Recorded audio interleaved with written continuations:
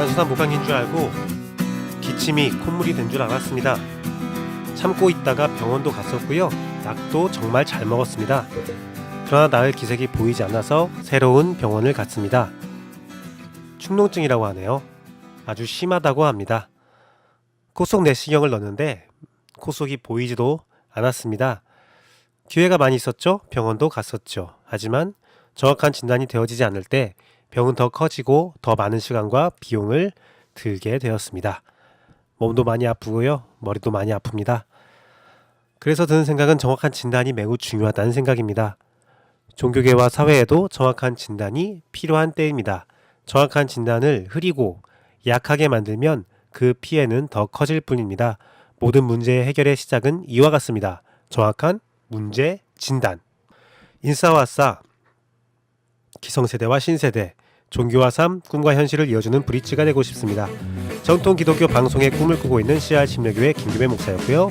오늘 브릿지 시작하도록 하겠습니다.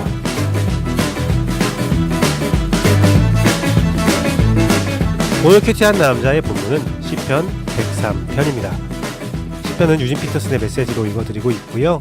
50절을 넘지 않도록 주의하도록 하겠습니다. 부모가 자식을 가엾게 여기듯 하나님께서도 그분을 경외하는 이들을 가엾게 여기신다. 우리를 속속들이 아시고 우리가 진흙으로 지었음을 기억하시는 분. 인생의 날수가 그리 길지 않으니 들꽃처럼 싹터 꽃을 피워도 폭풍에 순식간에 꺾여 우리의 존재를 알릴 흔적조차 남지 않는다. 그러나 하나님의 사랑은 한결같고 그분을 경외하는 모든 이들 곁에 영원히 머무른다. 그들과 그 자손들이 하나님과 맺은 언약을 지키고 그분의 말씀을 잊지 않고 따를 때 하나님께서 모든 일을 바로잡아 주신다. 하나님은 하늘에 보좌를 두시고 우리 모두를 다스리신다. 그분은 왕이시다. 너희 천사들아 하나님을 찬양하여라. 그분께 부르시면 언제든지 달려가 그 말씀을 듣고 신속히 실행에 옮겨라. 너희 천사 부대야 하나님을 찬양하여라. 정신 바짝 차리고 그분의 뜻에 복종하여라. 모든 피조물들아 어디에 있든지 하나님을 찬양하여라. 하나님께 지음받은 만물들과 모든 이들아 그분을 찬양하여라. 온 내 영혼아 하나님을 찬양하여라. 아멘. 난 지극히 작은 자. 하나님께서 사랑하시는 사람의 인생은 먼지와 같으며 풀과 같고 꽃과 같습니다. 영할 것 같지만 한시적이며 곧 사라져버릴 연약한 존재이죠. 반면에 하나님은 영원하시며 영광의 통치를 행하시는 분이십니다. 만물이 그에게 복종하며 만물이 그를 찬양합니다. 그는 공의와 정의로 그들의 송축에 응답하십니다. 우리는 하나님을 너무도 모릅니다. 우리는 우리 자신도 너무나 모르지요. 무지와 목매함 속에서 나를 왜곡하고 하나님을 왜곡합니다. 진정한 하나님을 찬양하지 못하며 진정한 나를 발견하지 못하기에 나의 신앙은 거짓과 위선이 되고 나의 찬양은 오히려 하나님을 능멸하는 시끄러운 꽹과리와 같은 소리에 지나지 않게 됩니다. 하나님을 사랑한다고 하지만 그것은 사랑이 아닌 폭력이 되고 맙니다. 시간은 무의미하게 흘러가며 서로에 대한 감정의 골만 깊어지지요. 하나님을 바로 알아야 합니다. 나를 바르게 돌아볼 줄 알아야 합니다. 그의 영화로움에 부족한 나를 비출 줄 알아야 합니다. 그것은 굉장히 괴로운 과정입니다. 하지만 반드시 필요한 과정입니다. 아담의 타락 이후 하나님을 잊어버린 인간들이 하나님의 이름을 다시 불렀을 때 그 이름은 에노스입니다. 에노스는 먼지라는 뜻을 가지고 있지요. 사람의 본성을 알 때 하나님을 비로소 찬양할 수 있는 것입니다. 나의 연약함, 나의 부족함을 주님께 바르게 발견하고 고백하며 주님 앞에 정직하게 나아가기를 기도합니다. 부족함을 발견해도 하나님의 사랑과 돌보심 가운데 자괴감이 아닌 자존감을 발견하기를 원합니다. 하나님 앞에서 나 자신을 발견하고 하나님을 바르게 바라볼 수 있는 그러한 신앙을 원합니다.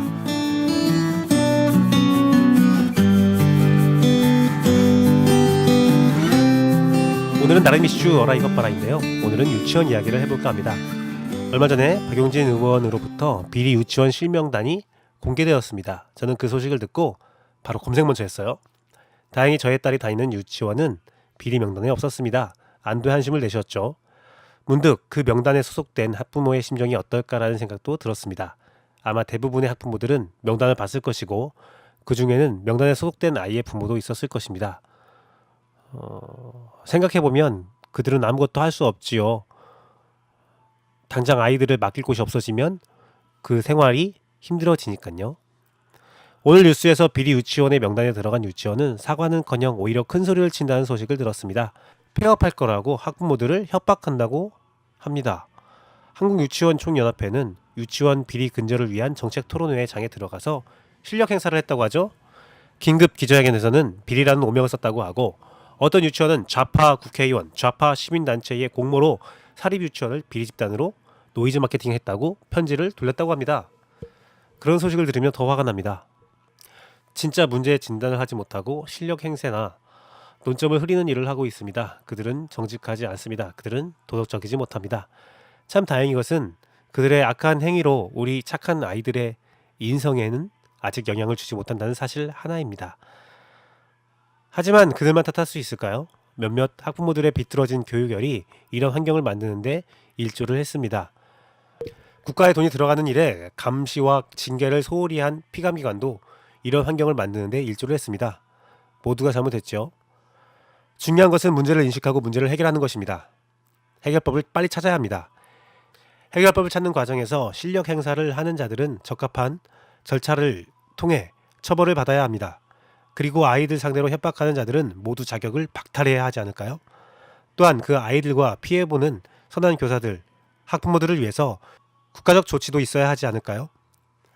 유치원의 문제와 동일한 교회의 문제도 심각합니다. 진짜 문제 진단하지 못하고 실력 행사나 논점을 흐리는 교회들도 있습니다.